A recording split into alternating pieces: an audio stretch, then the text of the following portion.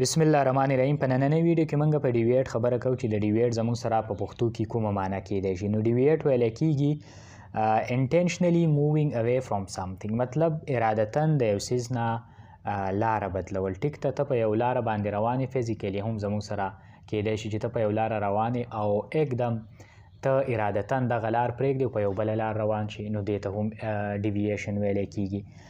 یا د دې نه علاوه ستا په زړه کې یو خواهش دی، په زړه کې د خواهش دا ده چې یاره زه ډاکټر جوړېږم او د هغې دپاره تا څه وخته پورې کوشش وکړو، خو بیا داسې وشو چې تا خپله اراده بدل کړه. ارادتاً تا وویل چې یاره زه مزید نه غواړم چې زه ډاکټر جوړ شم، یو بل فیلډ ته ځم، نو دې ته هم ډیویشن ویلی کېږي. مثال ته راځو، تاسو په مثال ډېر ښه پوه شئ.